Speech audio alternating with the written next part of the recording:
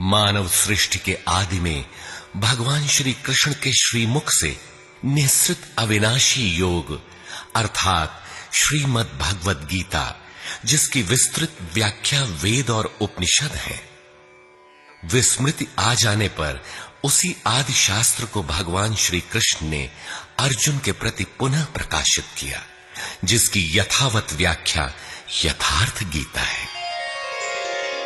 एकम शास्त्रम देवकी पुत्र गीतम, एको देवो देवकी पुत्रेव, एको मंत्रस्य तस्य नामानि यानि, कर्माप्येकम तस्य देवस्य सेवा।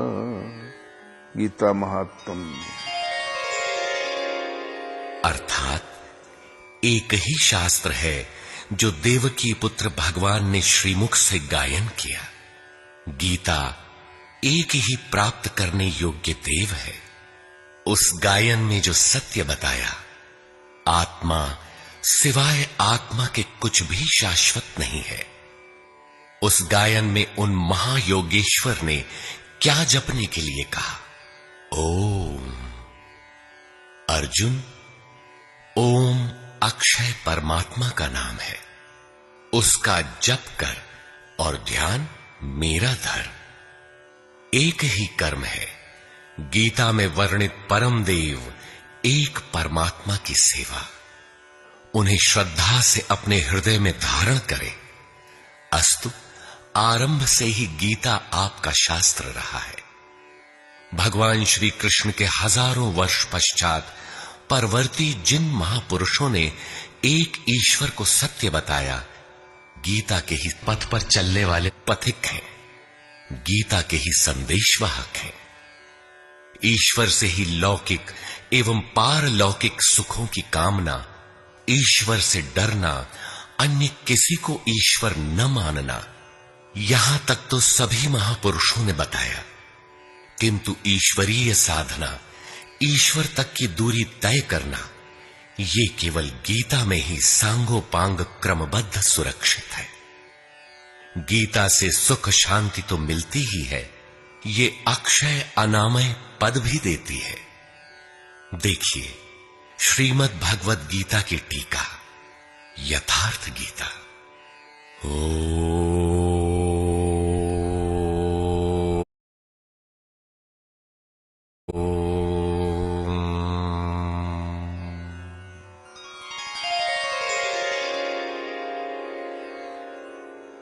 धर्म सिद्धांत एक। सभी प्रभु के पुत्र। ममैवांशो जीवलोके जीवभूतः सनातनः, मनः षष्ठानीन्द्रियाणि प्रकृतिस्थानि कर्षति। सभी मानव ईश्वर की संतान है, मेरे विशुद्ध अंश हैं। मानव तन की सार्थकता। किम पुनर्ब्राह्मणा पुण्या भक्ता राजर्षयस्तथा,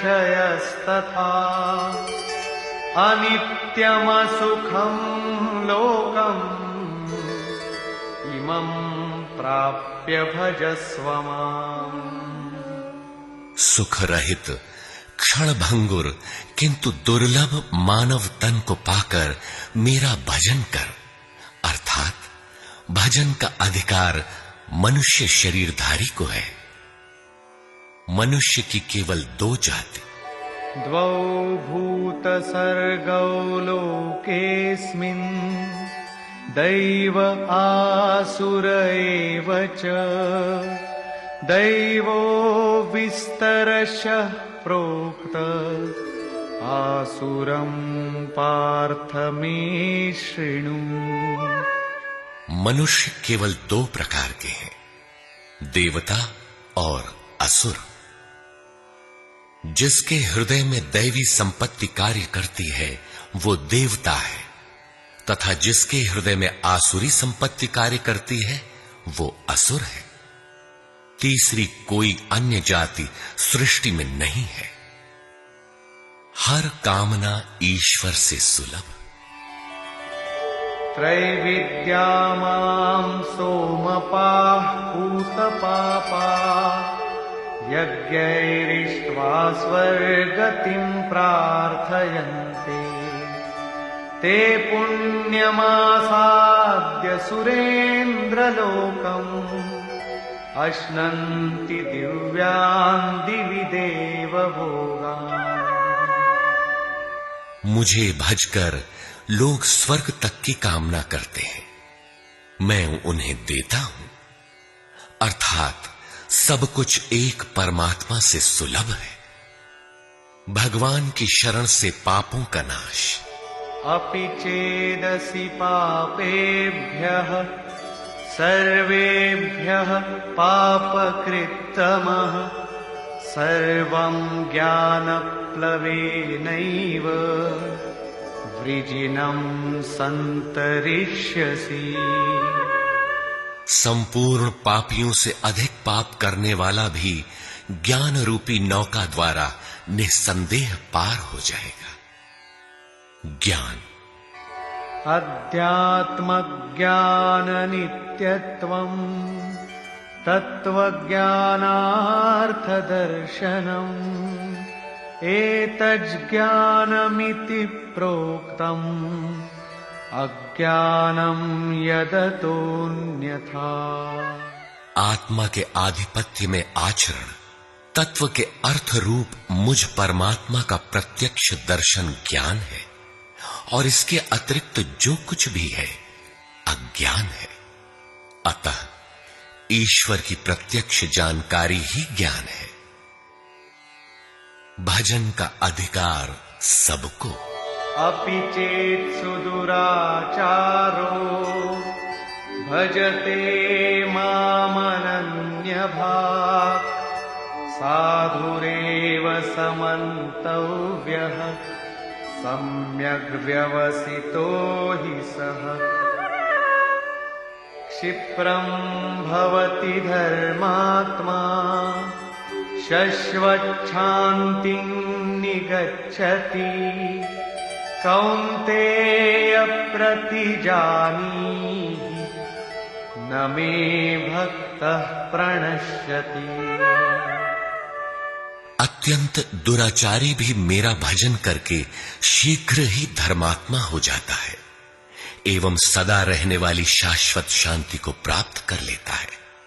अतः धर्मात्मा वो है जो एक परमात्मा के प्रति समर्पित है, और भजन करने का अधिकार दुराचारी तक को है। भगवत पथ में बीज का नाश नहीं। नेहाभिक्रमनाशोऽस्ति प्रत्यवायो न विद्यते स्वल्पमप्यस्य धर्मस्य त्रायते महतो भयात्। धर्म अर्थात आत्मदर्शन की क्रिया का स्वल्प आचरण भी जन्म मरण के महान भय से उद्धार करने वाला होता है। धर्म अपरिवर्तनशील है। ईश्वर का निवास। ईश्वरः सर्वभूतानां हृद्देशेऽर्जुन तिष्ठति भ्रामयन् सर्वभूतानि यन्त्रारूढानि मायया। ईश्वर सभी भूत प्राणियों के हृदय में रहता है, तो शरण किसकी जाए? तमेव शरणं गच्छ सर्वभावेन भारत तत्प्रसादात् परां शान्तिं स्थानं प्राप्स्यसि शाश्वतम्।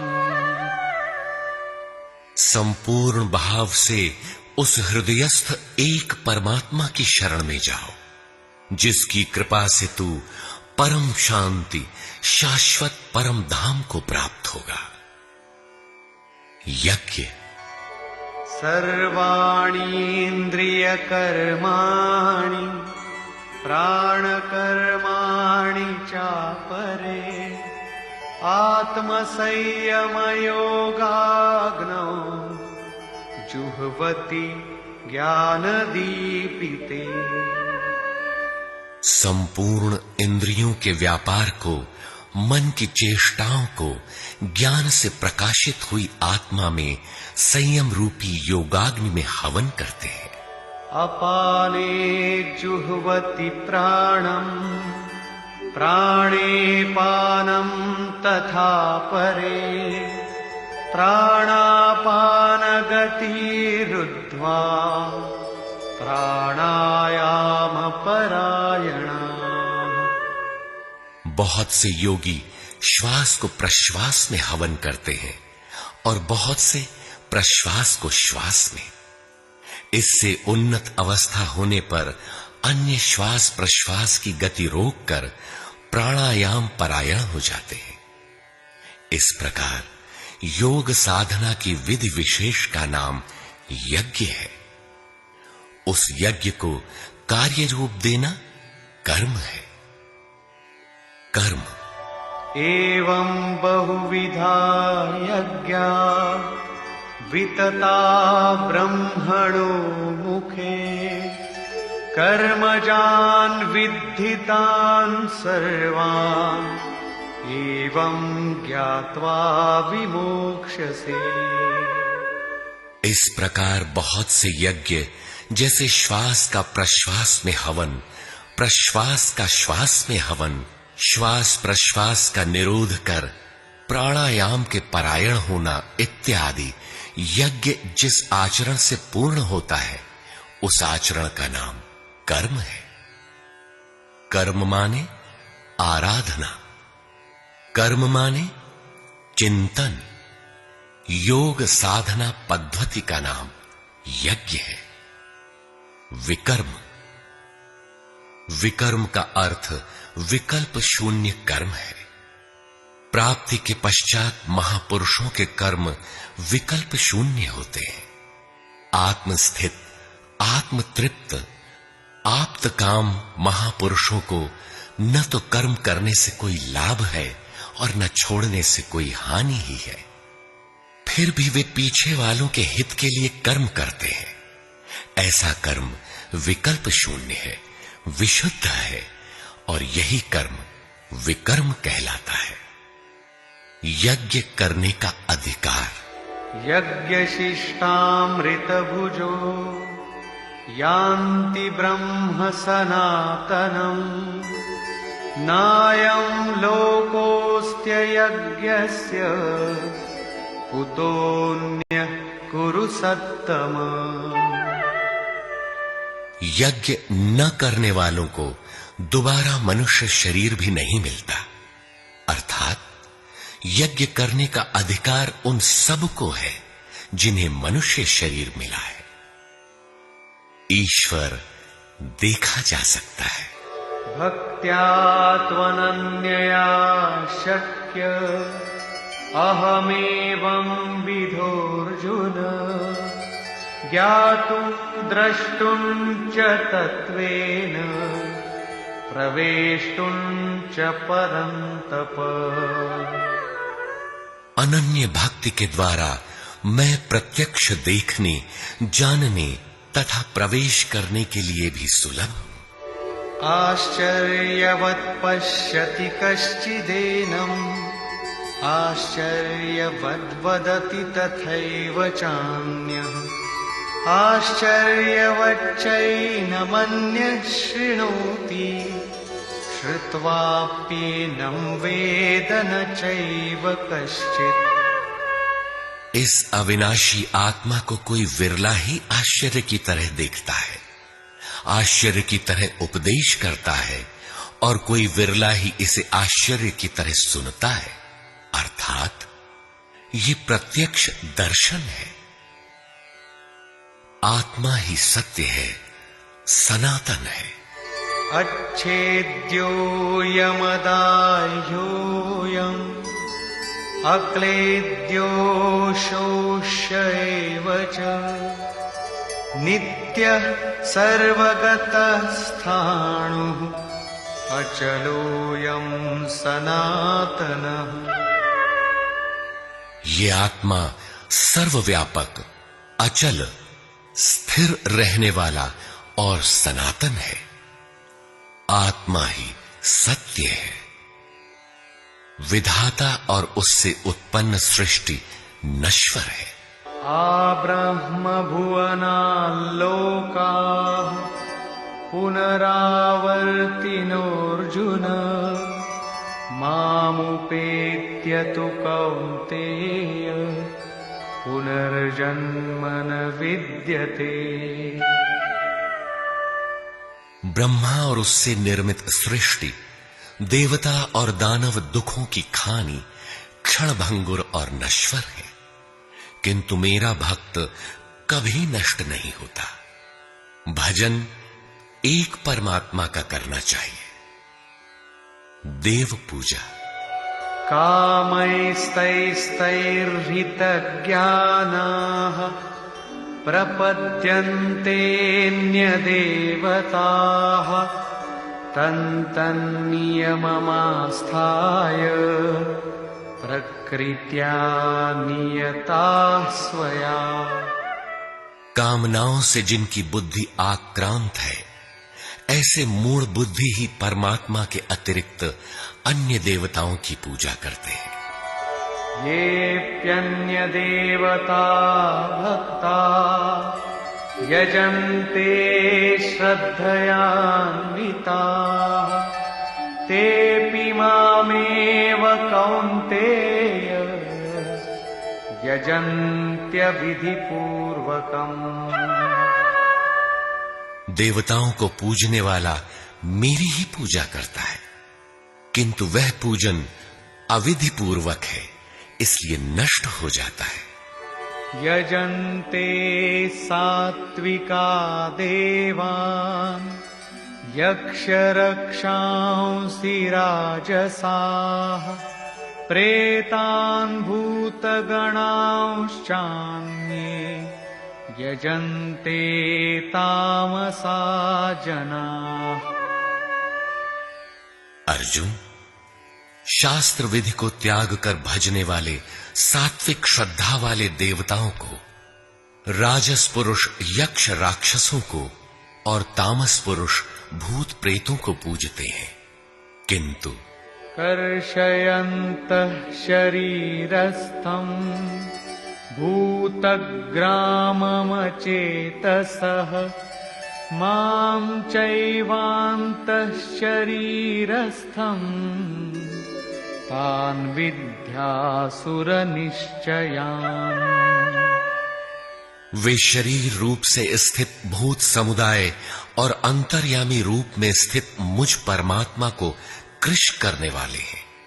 उनको तू असुर जान, अर्थात देवताओं को पूजने वाले भी आसुरी वृत्ति के अंतर्गत हैं। अधम। तानहं द्विषतः क्रूरान् संसारेषु नराधमान् क्षिपाम्यजस्रमशुभान् आसुरीष्वेव योनिषु। जो यज्ञ की नियत विधि छोड़ कल्पित विधियों से यजन करते हैं, वे ही क्रूर कर्मी, पापाचारी तथा मनुष्यों में अधम है। अन्य कोई अधम नहीं है। नियत विधि क्या है? ओमित्येकाक्षरं ब्रह्म व्याहरन् मामनुस्मरन् यः प्रयाति त्यजन् देहं स याति परमां गतिम्। ओम, जो अक्षय ब्रह्म का परिचायक है, उसका जप तथा मुझ एक परमात्मा का स्मरण, तत्वदर्शी महापुरुष के संरक्षण में ध्यान। शास्त्र इति गुह्यतमं शास्त्रम् इदमुक्तं मया नघ एतद्बुद्ध्वा बुद्धिमान् स्यात् कृतकृत्यश्च भारत। इस प्रकार यह अति गोपनीय शास्त्र मेरे द्वारा कहा गया। इसे तत्व से जानकर मनुष्य पूर्ण ज्ञाता तथा कृतार्थ हो जाता है। अतः योगेश्वर श्री कृष्ण की यह वाणी स्वयं में पूर्ण शास्त्र है। तस्माच्छास्त्रं प्रमाणन्ते कार्याकार्यव्यवस्थितौ ज्ञात्वा शास्त्रविधानोक्तम् कर्म कर्तुमिहार्हसि। कर्तव्य और अकर्तव्य के निर्धारण में शास्त्र ही प्रमाण है। अतः गीता में निर्धारित विधि से आचरण करें। धर्म सर्वधर्मान् परित्यज्य मामेकं शरणं व्रज अहं त्वा सर्वपापेभ्यो मोक्षयिष्यामि मा शुचः। धार्मिक उथल पुथल को छोड़ एकमात्र मेरी शरण हो जा, अर्थात एक भगवान के प्रति पूर्ण समर्पण ही धर्म का मूल है। उस प्रभु को पाने की नियत विधि का आचरण ही धर्माचरण है, और जो उसे करता है वो अत्यंत पापी भी शीघ्र धर्मात्मा हो जाता है। धर्म प्राप्त कहां से करें? ब्रह्मणो हि प्रतिष्ठाहम् अमृतस्याव्ययस्य च शाश्वतस्य च धर्मस्य सुखस्यैकान्तिकस्य च। उस अविनाशी ब्रह्म का, अमृत का, शाश्वत धर्म का और अखंड एक रस आनंद का मैं ही आश्रय हूं, अर्थात परमात्म स्थित सद्गुरु ही इन सब का आश्रय है। नोट: विश्व के सारे धर्मों की सत्य धारा एक ईश्वर गीता का ही प्रसारण है।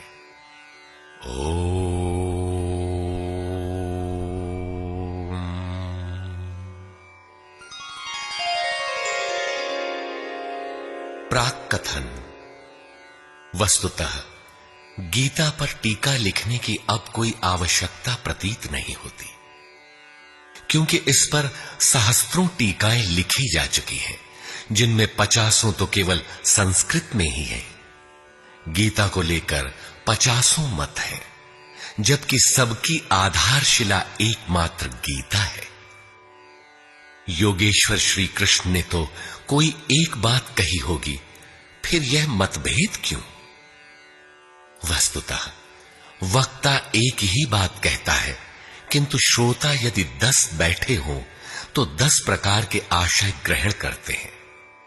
व्यक्ति की बुद्धि पर तामसी, राजसी अथवा सात्विक गुणों का जितना प्रभाव है, उसी स्तर से उस वार्ता को पकड़ पाता है। इससे आगे वो समझ नहीं पाता। अतः मतभेद स्वाभाविक है। विभिन्न मतवादों से और कभी कभी एक ही सिद्धांत को अलग अलग काल और भाषाओं में व्यक्त करने से साधारण मनुष्य संशय में पड़ जाता है। बहुत सी टीकाओं के बीच वह सत्य धारा भी प्रवाहित है, किंतु शुद्ध अर्थ वाली एक टीका हजारों टीकाओं के बीच रख दी जाए तो उनमें यह पहचानना कठिन हो जाता है कि यथार्थ कौन है। वर्तमान काल में गीता की बहुत सी टीकाएं हो गई हैं। सभी अपनी अपनी सत्यता का उद्घोष करती हैं, किंतु गीता के शुद्ध अर्थ से वे बहुत दूर हैं। निस्संदेह कुछ महापुरुषों ने सत्य का स्पर्श भी किया, किंतु कतिपय कारणों से वे उसे समाज के समक्ष प्रस्तुत न कर सके। श्री कृष्ण के आशय को हृदयंगम न कर पाने का मूल कारण है कि वे एक योगी थे। श्री कृष्ण जिस स्तर की बात करते हैं, क्रमशः चलकर उसी स्तर पर खड़ा होने वाला कोई महापुरुष ही अक्षरशः बता सकेगा कि श्री कृष्ण ने जिस समय गीता का उपदेश दिया था, उस समय उनके मनोगत भाव क्या थे। मनोगत समस्त भाव कहने में नहीं आते, कुछ तो कहने में आ पाते हैं, कुछ भाव भंगिमा से व्यक्त होते हैं और शेष पर्याप्त क्रियात्मक हैं, जिन्हें कोई पथिक चलकर ही जान सकता है। जिस स्तर पर श्री कृष्ण थे, क्रमशः चलकर उसी अवस्था को प्राप्त महापुरुष ही जानता है कि गीता क्या कहती है। वह गीता की पंक्तियां ही नहीं दोहराता, बल्कि उनके भावों को भी दर्शा देता है, क्योंकि जो दृश्य श्री कृष्ण के सामने था, वही उस वर्तमान महापुरुष के समक्ष भी है। इसलिए वो देखता है, दिखा देगा, आप में जागृत भी कर देगा, उस पथ पर चला भी देगा। पूज्य श्री परमहंस जी महाराज भी उसी स्तर के महापुरुष थे। उनकी वाणी तथा अंतः प्रेरणा से मुझे गीता का जो अर्थ मिला, उसी का संकलन यथार्थ गीता है। इसमें मेरा अपना कुछ भी नहीं है, यह क्रियात्मक है। साधन अपनाने वाले प्रत्येक पुरुष को इसी परिधि से गुजरना होगा। जब तक वो इससे अलग है, तब तक स्पष्ट है कि वो साधन नहीं करता, किसी न किसी प्रकार की लकीर अवश्य पीटता है। अतः किसी महापुरुष की शरण ले। श्री कृष्ण ने किसी अन्य सत्य को नहीं बताया, बल्कि कहा, ऋषिभिर बहुधा गीतम। ऋषियों ने अनेकों बार जिसका गायन किया है, वही कहने जा रहा हूं। उन्होंने यह नहीं कहा कि उस ज्ञान को केवल मैं ही जानता हूं या मैं ही बताऊंगा, बल्कि कहा, किसी तत्वदर्शी के पास जाओ, निष्कपट भाव से सेवा करके उस ज्ञान को प्राप्त करो। श्री कृष्ण ने महापुरुषों द्वारा शोधित सत्य को ही उद्घाटित किया है। गीता सुबोध संस्कृत में है। यदि अन्वयार्थ ही लें तो गीता का अधिकांश आप स्वयं हृदयंगम कर सकेंगे, किंतु आप ज्यों का त्यों अर्थ नहीं लेते। उदाहरण के लिए श्री कृष्ण ने स्पष्ट कहा कि यज्ञ की प्रक्रिया ही कर्म है, फिर भी आप कहते हैं कि खेती करना कर्म है। यज्ञ को स्पष्ट करते हुए उन्होंने बताया कि यज्ञ में बहुत से योगी जन प्राण में अपान को हवन करते हैं, बहुत से अपान में प्राण को हवन करते हैं, बहुत से योगी प्राण अपान दोनों को रोककर प्राणायाम परायण हो जाते हैं, बहुत से योगी इंद्रियों की संपूर्ण प्रवृत्तियों को संयमाग्नि में हवन करते हैं। इस प्रकार श्वास प्रश्वास का चिंतन यज्ञ है, मन सहित इंद्रियों का संयम यज्ञ है। शास्त्रकार ने स्वयं यज्ञ बताया, फिर भी आप कहते हैं कि विष्णु के निमित्त स्वाहा बोलना, अग्नि में जौ तिल घी का हवन करना यज्ञ है। उन योगेश्वर ने ऐसा एक शब्द भी नहीं कहा। क्या कारण है कि आप समझ नहीं पाते? बाल की खाल निकालकर रटने पर भी क्यों वाक्य विन्यास ही आपके हाथ लगता है? आप अपने को यथार्थ जानकारी से शून्य ही क्यों पाते हैं? वस्तुतः मनुष्य जन्म लेकर क्रमशः बड़ा होता है तो पैतृक संपत्ति, घर, दुकान, जमीन जायदाद, पद प्रतिष्ठा, गाय भैंस, यंत्र उपकरण इत्यादि उसे विरासत में मिलती है। ठीक इसी प्रकार उसे कुछ रूढ़ियां, परंपराएं, पूजा पद्धतियां भी विरासत में मिल जाती हैं। 33 करोड़ देवी देवता तो भारत में बहुत पहले गिने गए थे। विश्व में उनके अनगिनत रूप है। शिशु ज्यों-ज्यों बड़ा होता है, अपने माता पिता भाई बहन पास पड़ोस में इनकी पूजा देखता है। परिवार में प्रचलित पूजा पद्धतियों की अमिट छाप उसके मस्तिष्क पर पड़ जाती है। देवी की पूजा मिली तो जीवन भर देवी देवी रटता है। परिवार में भूत पूजा मिली तो भूत भूत रटता है। कोई शिव तो कोई कृष्ण तो कोई कुछ पकड़े ही रहता है, उन्हें वो छोड़ नहीं सकता। ऐसे भ्रांत पुरुष को गीता जैसा कल्याणकारी शास्त्र मिल भी जाए तो वो उसे नहीं समझ सकता। पैतृक संपदा को कदाचित वो छोड़ भी सकता है, किंतु इन रूढ़ियों और मजहबी पचड़ों को नहीं मिटा सकता। पैतृक संपत्ति को हटाकर आप हजारों मील दूर जा सकते हैं, किंतु दिल दिमाग में अंकित ये रूढ़िगत विचार वहां भी आपका पिंड नहीं छोड़ते। आप सिर काटकर अलग तो नहीं रख सकते, अतः आप यथार्थ शास्त्र को भी उन्हीं रूढ़ियों, रीति रिवाजों, मान्यताओं और पूजा पद्धतियों के अनुरूप ढाल कर देखना चाहते हैं। यदि उनके अनुरूप बात ढलती है, वार्ता का क्रम बैठता है, तो आप उसे सही मानते हैं, और नहीं ढलती तो गलत मानते हैं। इसीलिए आप गीता का रहस्य नहीं देख पाते। गीता का रहस्य रहस्य ही बनकर रह जाता है। इसके वास्तविक पारखी संत अथवा सद्गुरु हैं। वही बता सकते हैं कि गीता क्या कहती है। सब नहीं जान सकते। सबके लिए सुलभ उपाय यही है कि इसे किसी महापुरुष के सानिध्य में समझें, जिसके लिए श्री कृष्ण ने बल दिया है।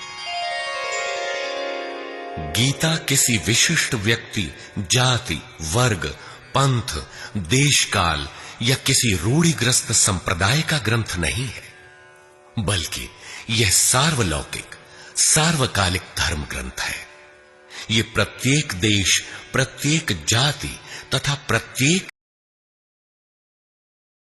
स्तर के प्रत्येक स्त्री पुरुष के लिए, सबके लिए है। केवल दूसरों से सुनकर या किसी से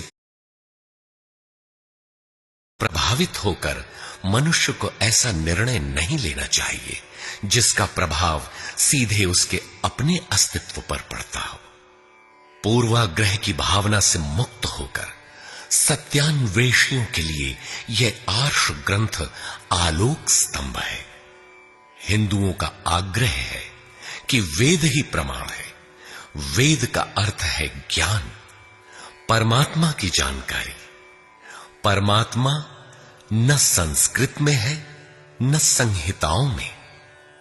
पुस्तक तो उसका संकेत मात्र है।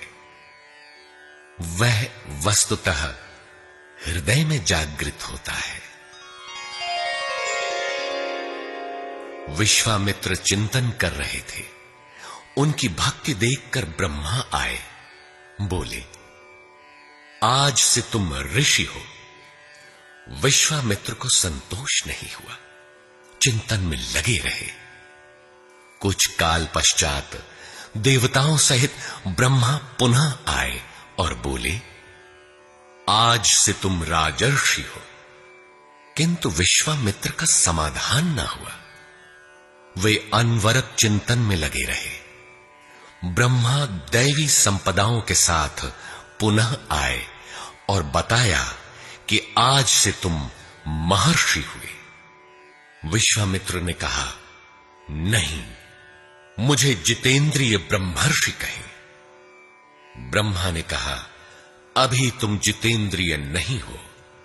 विश्वामित्र पुनः तपस्या में लग गए। उनके मस्तिष्क से तपस्या की आभा निकलने लगी। तब देवताओं ने ब्रह्मा से निवेदन किया। ब्रह्मा उसी प्रकार विश्वामित्र से बोले, अब तुम ब्रह्मर्षि हो।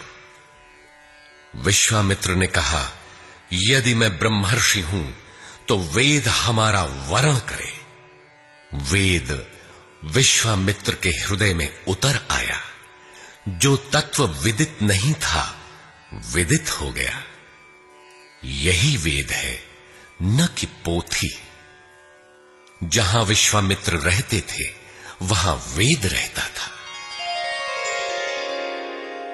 यही श्री कृष्ण भी कहते हैं कि संसार अविनाशी पीपल का वृक्ष है। ऊपर परमात्मा जिसका मूल और नीचे प्रकृति पर्यंत शाखाएं हैं। जो इस प्रकृति का अंत करके परमात्मा को विदित कर लेता है वह वेदवित है। अर्जुन, मैं भी वेदवित हूं। अतः प्रकृति के प्रसार और अंत के साथ परमात्मा की अनुभूति का नाम वेद है। यह अनुभूति ईश्वर प्रदत्त है, इसलिए वेद को अपौरुषेय कहा जाता है। महापुरुष अपौरुषेय होते हैं, उनके माध्यम से परमात्मा ही बोलता है। वे परमात्मा के संदेश प्रसारक अर्थात ट्रांसमीटर हो जाते हैं। केवल शब्द ज्ञान के आधार पर उनकी वाणी में निहित यथार्थ को परखा नहीं जा सकता। उन्हें वही जान पाता है जिसने क्रियात्मक पथ से चलकर इस अपौरुषेय स्थिति को पाया हो, जिसका पुरुष अर्थात अहं परमात्मा में विलीन हो चुका हो। वस्तुतः वेद अपौरुषेय है, किंतु बोलने वाले 100-150 महापुरुष ही थे। उन्हीं की वाणी का संकलन वेद कहलाता है। किंतु जब शास्त्र लिखने में आ जाता है तो सामाजिक व्यवस्था के नियम भी उसके साथ लिख दिए जाते हैं। महापुरुष के नाम पर जनता उनका भी पालन करने लगती है, यद्यपि धर्म से उनका दूर का भी संबंध नहीं रहता। आधुनिक युग में मंत्रियों के आगे पीछे घूमकर साधारण नेता भी अधिकारियों से अपना काम करा लेते हैं, जबकि मंत्री ऐसे नेताओं को जानते भी नहीं। इसी प्रकार सामाजिक व्यवस्थाकार महापुरुष की ओट में जीने खाने की व्यवस्था भी ग्रंथों में लिपिबद्ध कर देते हैं। उनका सामाजिक उपयोग तत्सामयिक ही होता है। वेदों के संबंध में भी यही है। वेद के 2 भाग हैं, कर्मकांड और ज्ञान कांड। कर्मकांड समाज शास्त्र है, जैसे वास्तुशास्त्र, आयुर्वेद, धनुर्वेद, गंधर्व वेद इत्यादि। ज्ञान कांड उपनिषद है। उनका भी मूल योगेश्वर श्री कृष्ण की प्रथम वाणी गीता है।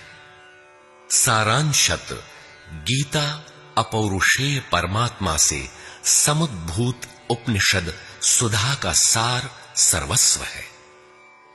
इसी प्रकार प्रत्येक महापुरुष जो परम तत्व को प्राप्त कर लेता है स्वयं में धर्म ग्रंथ है। उसकी वाणी का संकलन विश्व में कहीं भी हो शास्त्र कहलाता है। किंतु कतिपय धर्मावलंबियों का यह कथन है कि जितना कुरान में लिखा है उतना ही सच है। अब कुरान नहीं उतरेगा। ईसा मसीह पर विश्वास किए बिना स्वर्ग नहीं मिल सकता। वह ईश्वर का इकलौता बेटा था। अब ऐसा महापुरुष नहीं हो सकता। उनकी रूढ़िवादिता है। यदि उसी तत्व को साक्षात कर लिया जाए तो वही बात फिर होगी। गीता सार्वभौम है। धर्म के नाम पर प्रचलित विश्व के समस्त धर्म ग्रंथों में गीता का स्थान अद्वितीय है। यह स्वयं में धर्मशास्त्र ही नहीं बल्कि अन्य धर्म ग्रंथों में निहित सत्य का मानदंड भी है। गीता वह कसौटी है जिस पर प्रत्येक धर्म ग्रंथ में अनुस्यूत सत्य अनावृत हो उठता है। परस्पर विरोधी कथनों का समाधान निकल आता है। प्रत्येक धर्म ग्रंथ में संसार में जीने खाने की कला और कर्म कांडों का बाहुल्य है।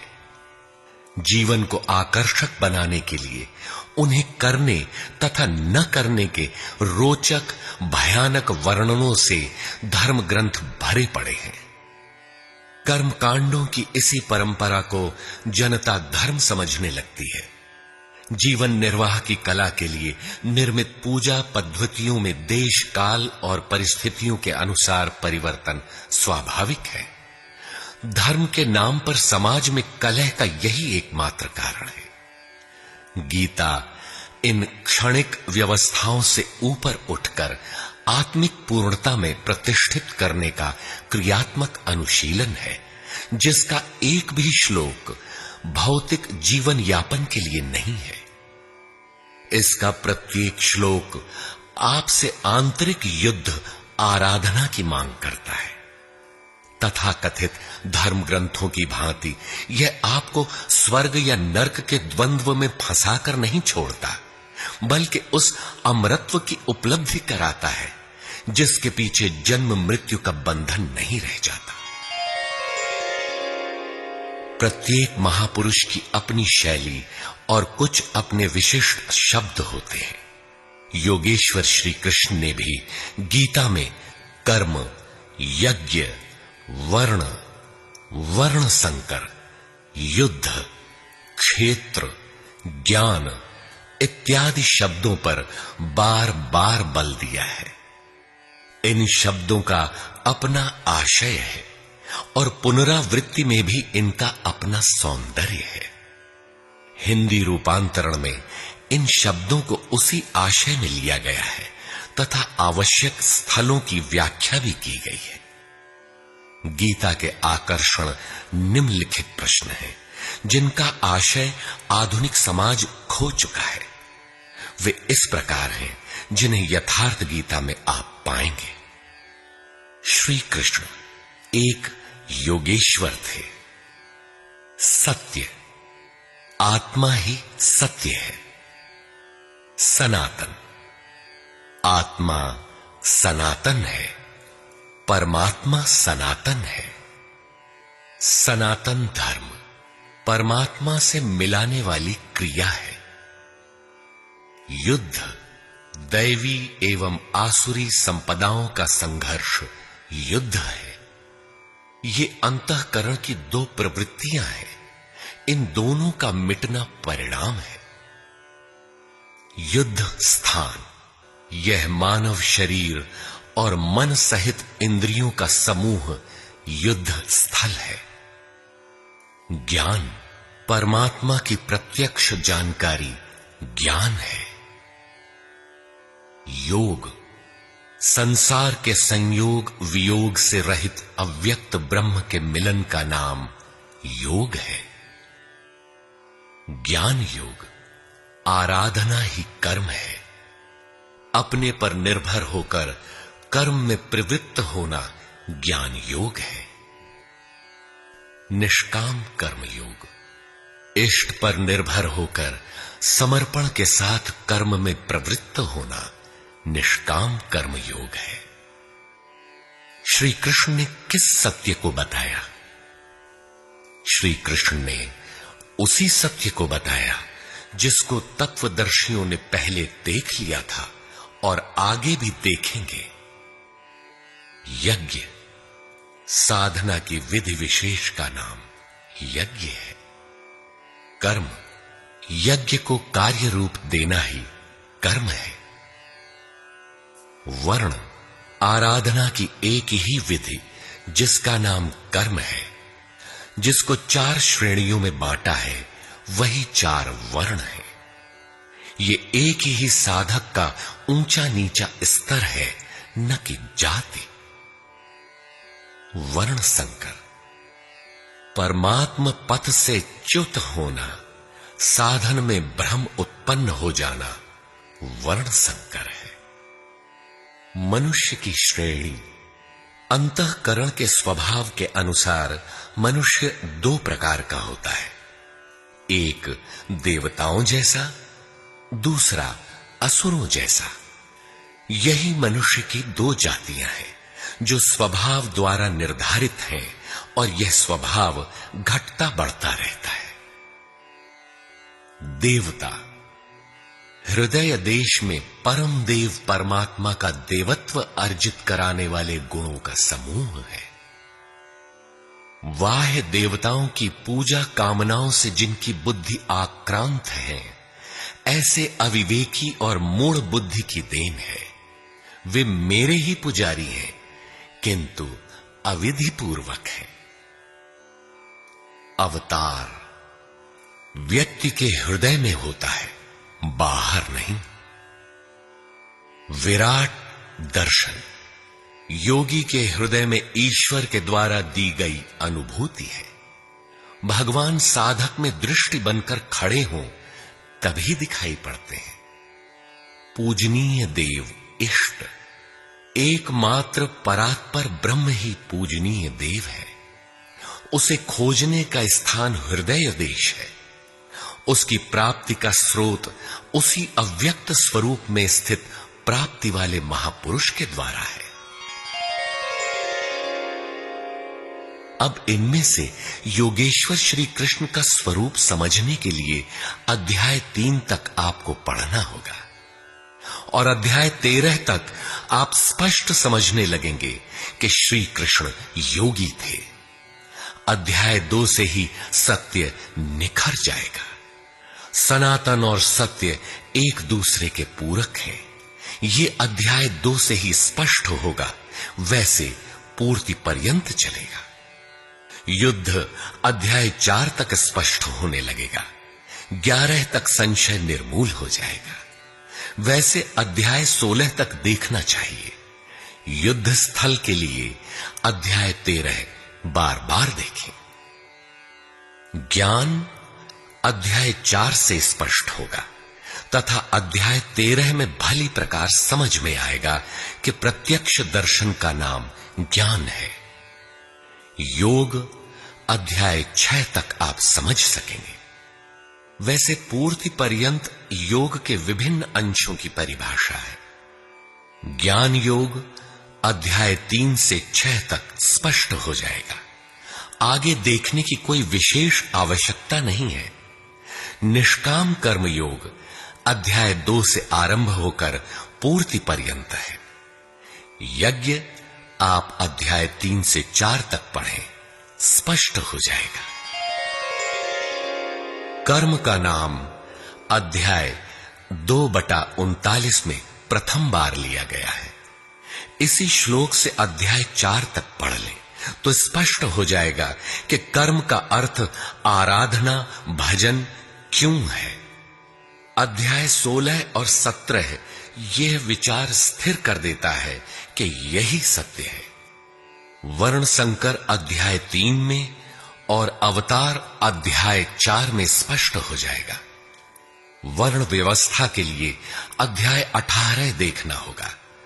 वैसे संकेत अध्याय 3 और 4 में भी है। मनुष्य की देवासुर जातियों के लिए अध्याय 16 द्रष्टव्य है। विराट दर्शन अध्याय 10 से 11 तक स्पष्ट हो गया है। अध्याय 7, 9 और 15 में भी इस पर प्रकाश डाला गया है।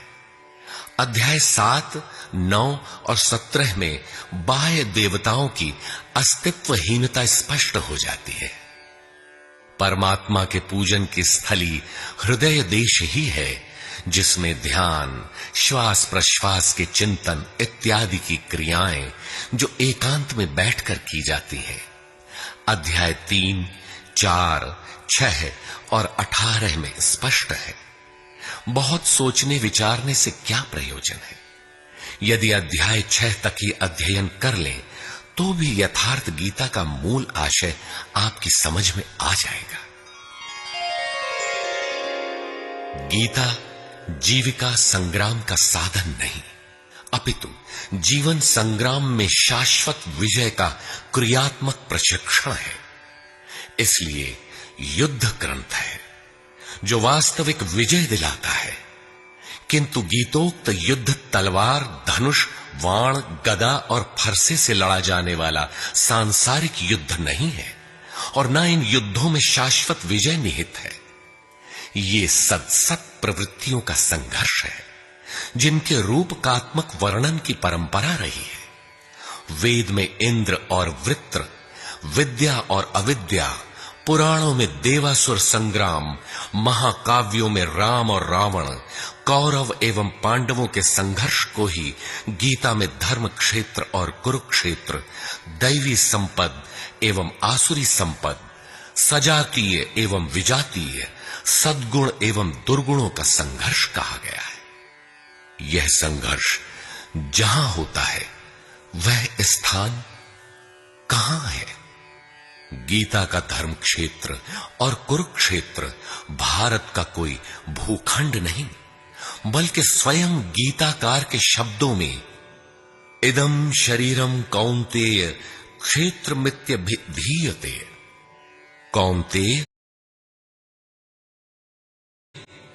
यह शरीर ही एक क्षेत्र है जिसमें बोया हुआ भला और बुरा बीज संस्कार रूप से सदैव उगता है।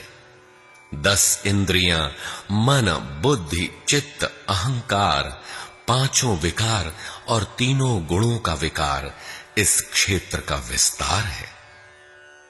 प्रकृति से उत्पन्न इन 3 गुणों से विवश होकर मनुष्य को कर्म करना पड़ता है। वह क्षण मात्र भी कर्म किए बिना नहीं रह सकता। पुनरपि जननम पुनरपि मरणम पुनरपि जननी जठरे शयनम। जन्म जन्मांतरों से करते ही तो बीत रहा है, यही कुरुक्षेत्र है। सद्गुरु के माध्यम से साधना के सही दौर में पड़कर साधक जब परम धर्म परमात्मा की ओर अग्रसर होता है, तब यह क्षेत्र धर्म क्षेत्र बन जाता है। यह शरीर ही क्षेत्र है। इसी शरीर के अंतराल में अंतःकरण की 2 प्रवृत्तियां पुरातन हैं, दैवी संपद और आसुरी संपद। दैवी संपद में है पुण्य रूपी पांडु और कर्तव्य रूपी कुंती। पुण्य जागृत होने से पहले मनुष्य जो कुछ भी कर्तव्य समझकर करता है, अपनी समझ से वह कर्तव्य ही करता है, किंतु उससे कर्तव्य होता नहीं, क्योंकि पुण्य के बिना कर्तव्य को समझा ही नहीं जा सकता। कुंती ने पांडु से संबंध होने से पूर्व जो कुछ भी अर्जित किया वह था कर्ण। आजीवन कुंती के पुत्रों से लड़ता रह गया। पांडवों का दुर्धर्ष शत्रु यदि कोई था तो वह था कर्ण। विजातीय कर्म ही कर्ण है जो बंधनकारी है, जिससे परंपरागत रूढ़ियों का चित्रण होता है। पूजा पद्धतियां पिंड नहीं छोड़ती। पुण्य जागृत होने पर धर्म रूपी युधिष्ठिर, अनुराग रूपी अर्जुन, भाव रूपी भीम, नियम रूपी नकुल, सत्संग रूपी सहदेव, सात्विकता रूपी सात्यकी, काया में सामर्थ्य रूपी काशीराज, कर्तव्य के द्वारा भव पर विजय कुंती भोज इत्यादि इष्टोन्मुखी मानसिक प्रवृत्तियों का उत्कर्ष होता है, जिनकी गणना 7 अक्षौहिणी है। अक्ष दृष्टि को कहते हैं। सत्यमयी दृष्टिकोण से जिसका गठन है वह है दैवी संपद। परम धर्म परमात्मा तक की दूरी तय कराने वाली ये 7 सीढ़ियां, 7 भूमिकाएं हैं, न कि कोई गणना विशेष। वस्तुतः ये प्रवृत्तियां अनंत हैं। दूसरी ओर है कुरुक्षेत्र, जिसमें 10 इंद्रियां और 1 मन, 11 अक्षौहिणी सेना है। मन सहित इंद्रियमयी दृष्टिकोण से जिसका गठन है वह है आसुरी संपद, जिसमें है अज्ञान रूपी धृतराष्ट्र, जो सत्य को जानते हुए भी अंधा बना रहता है। उसकी सहचारिणी है गांधारी, इंद्रिय आधार वाली प्रवृत्ति। इनके साथ हैं मोह रूपी दुर्योधन, दुर्बुद्धि रूपी दुःशासन, विजातीय कर्म रूपी कर्ण, भ्रम रूपी भीष्म, द्वैत के आचरण रूपी द्रोणाचार्य, आसक्ति रूपी अश्वत्थामा, विकल्प रूपी विकर्ण, अधूरी साधना में कृपा के आचरण रूपी कृपाचार्य और इन सब के बीच जीव रूपी विदुर है, जो रहता है अज्ञान में किंतु दृष्टि सदैव पांडवों पर है। पुण्य से प्रवाहित प्रवृत्ति पर है, क्योंकि आत्मा परमात्मा का शुद्ध अंश है। इस प्रकार आसुरी संपद भी अनंत है। क्षेत्र एक ही है, यह शरीर, इसमें लड़ने वाली प्रवृत्तियां दो हैं। एक प्रकृति में विश्वास दिलाती है, नीच अधम योनियों का कारण बनती है, तो दूसरी परम पुरुष परमात्मा में विश्वास और प्रवेश दिलाती है। तत्वदर्शी महापुरुष के संरक्षण में क्रमशः साधन करने पर दैवी संपत्ति का उत्कर्ष और आसुरी संपत्ति का सर्वथा शमन हो जाता है। जब कोई विकार ही नहीं रहा, मन का सर्वथा निरोध और निरुद्ध मन का भी विलय हो जाता है, तो दैवी संपत्ति की आवश्यकता समाप्त हो जाती है। अर्जुन ने देखा कि कौरव पक्ष के अनंतर पांडव पक्ष के योद्धा भी योगेश्वर में समाहित हो रहे हैं। पूर्ति के साथ दैवी संपत्ति भी विलीन हो जाती है। अंतिम शाश्वत परिणाम निकल आता है। इसके पश्चात महापुरुष यदि कुछ करता है तो केवल अनुयायियों के मार्गदर्शन के लिए ही करता है। लोक संग्रह की इसी भावना से महापुरुषों ने सूक्ष्म मनोभावों का वर्णन उन्हें ठोस स्थूल रूप देकर किया है।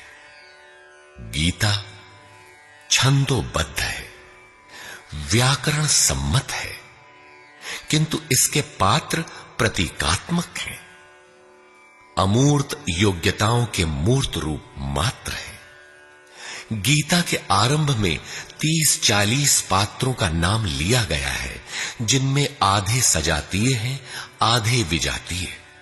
कुछ पांडव पक्ष के हैं, कुछ कौरव पक्ष के। विश्व रूप दर्शन के समय इनमें से 4-6 नाम पुनः आए हैं, अन्यथा संपूर्ण गीता में इन नामों की चर्चा तक नहीं है। एकमात्र अर्जुन ही ऐसा पात्र है जो आरंभ से अंत तक योगेश्वर के समक्ष है। वह अर्जुन भी केवल योग्यता का प्रतीक है, न कि व्यक्ति विशेष। गीता के आरंभ में अर्जुन सनातन कुल धर्म के लिए विकल है, किंतु योगेश्वर श्री कृष्ण ने इसे अज्ञान बताया और निर्देश दिया कि आत्मा ही सनातन है, शरीर नाशवान है, इसलिए युद्ध कर। इस आदेश से यह स्पष्ट नहीं होता कि अर्जुन कौरवों को ही मारे। पांडव पक्ष के भी शरीरधारी ही तो थे, दोनों ओर संबंधी ही तो थे। संस्कारों पर आधारित शरीर क्या तलवार से काटने पर समाप्त हो सकेगा? जब शरीर नाशवान है, जिसका अस्तित्व है ही नहीं, तो अर्जुन कौन था? श्री कृष्ण किसकी रक्षा में खड़े थे? क्या किसी शरीरधारी की रक्षा में खड़े थे? श्री कृष्ण ने कहा, जो शरीर के लिए परिश्रम करता है वह पापायु मूढ़ बुद्धि पुरुष व्यर्थ ही जीता है। यदि श्री कृष्ण किसी शरीरधारी की रक्षा में खड़े हैं, तब तो वे भी मूढ़ बुद्धि हैं, व्यर्थ ही जीने वाले हैं। वस्तुतः अनुराग ही अर्जुन है। अनुरागी के लिए महापुरुष सदैव खड़े हैं। अर्जुन शिष्य था और श्री कृष्ण एक सद्गुरु थे। विनयावनत होकर उसने कहा, धर्म के मार्ग में मोहित चित्त मैं आपसे पूछता हूं, जो श्रेय अर्थात परम कल्याणकारी हो वह उपदेश मेरे प्रति कहिए। अर्जुन श्रेय चाहता था, प्रेय अर्थात भौतिक पदार्थ नहीं। केवल कहिए ही नहीं, साधिए, संभालिए। मैं आपका शिष्य हूं, आपकी शरण में हूं। इसी प्रकार गीता में स्थान स्थान पर स्पष्ट है कि अर्जुन आर्त अधिकारी है और योगेश्वर श्री कृष्ण एक सद्गुरु हैं। वे सद्गुरु अनुरागी के साथ सदैव रहते हैं, उनका मार्गदर्शन करते हैं। जब भावुकतावश कोई व्यक्ति पूज्य महाराज जी के पास रहने का आग्रह करने लगता है, तब वे कहा करते थे, जाओ, शरीर से कहीं रहो, मन से मेरे पास आते रहो। प्रातः सायं राम शिव ओम किसी 1, 2, 2.5 अक्षर के नाम का जाप करो और मेरे स्वरूप का हृदय में ध्यान धरो। 1 मिनट भी स्वरूप पकड़ लोगे तो जिसका नाम भजन है वो मैं तुम्हें दूंगा। इससे अधिक पकड़ने लगोगे तो हृदय से रथी बनकर सदैव तुम्हारे साथ रहूंगा। जब सुरत पकड़ में आ जाती है तो इसके बाद महापुरुष इतना ही पास में रहते हैं जितना हाथ, पांव, नाक, कान इत्यादि आपके पास है। आप हजारों किलोमीटर दूर क्यों ना हो, वह सदैव समीप है। मन में विचारों के उठने से भी पहले वे मार्गदर्शन करने लग जाते हैं। अनुरागी के हृदय में वह महापुरुष सदैव आत्मा से अभिन्न होकर जागृत रहते हैं। अर्जुन अनुराग का प्रतीक है। गीता के 11वें अध्याय में योगेश्वर श्री कृष्ण का ऐश्वर्य देखने पर अर्जुन अपनी क्षुद्र त्रुटियों के लिए क्षमा याचना करने लगा। श्री कृष्ण ने क्षमा किया और याचना के अनुरूप सौम्य स्वरूप में आकर कहा, अर्जुन, मेरे स्वरूप को न पहले किसी ने देखा है और न भविष्य में कोई देख सकेगा। तब तो गीता हम लोगों के लिए व्यर्थ है, क्योंकि उस दर्शन की योग्यताएं अर्जुन तक सीमित रह गईं। जबकि उसी समय संजय देख रहा था, पहले भी उन्होंने कहा, बहुत से योगी जन ज्ञान रूपी तप से पवित्र होकर मेरे साक्षात स्वरूप को प्राप्त कर चुके हैं। अंततः वे महापुरुष कहना क्या चाहते हैं? वस्तुतः अनुराग ही अर्जुन है, जो आपके हृदय की भावना विशेष है। अनुराग विहीन पुरुष न कभी पूर्व में देख सका है और न ही अनुराग विहीन पुरुष भविष्य में कभी देख सकेगा। मिले ही न रघुपति बिनु अनुरागा, किए जोग तब ज्ञान बिरागा। अतः अर्जुन एक प्रतीक है। यदि प्रतीक नहीं है तो गीता का पीछा छोड़ दें। गीता आपके लिए नहीं है, क्योंकि उस दर्शन की योग्यता अर्जुन तक ही सीमित रह गई। अध्याय के अंत में योगेश्वर निर्णय देते हैं, अर्जुन, अनन्य भक्ति और श्रद्धा द्वारा मैं इस प्रकार प्रत्यक्ष देखने के लिए, अर्थात जैसा तूने देखा, तत्व से स्पष्ट जानने के लिए और प्रवेश करने के लिए भी सुलभ हूं। अनन्य भक्ति अनुराग का ही दूसरा रूप है और यही अर्जुन का स्वरूप भी है। अर्जुन पथिक का प्रतीक है। इस प्रकार गीता के पात्र प्रतीकात्मक हैं, यथा स्थान उनका संकेत है। रहे हो कोई ऐतिहासिक श्री कृष्ण और अर्जुन, निश्चय ही हुआ हो कोई विश्व युद्ध, किंतु गीता में भौतिक युद्ध का चित्रण कदापि नहीं है। उस ऐतिहासिक युद्ध के मुहाने पर घबराया तो था अर्जुन, न कि सेना। सेना तो लड़ने को तैयार खड़ी थी। क्या गीता का उपदेश देकर श्री कृष्ण ने सव्यसाची अर्जुन को सेना की योग्यता का बनाया? वस्तुतः साधन लिखने में नहीं आता, सब कुछ पढ़ लेने के बाद भी चलना शेष ही रहता है। यही प्रेरणा यथार्थ गीता है।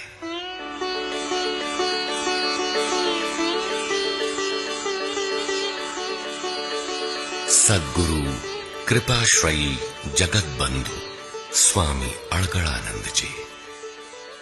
श्री गुरु पूर्णिमा 24 जुलाई 1983 ईस्वी।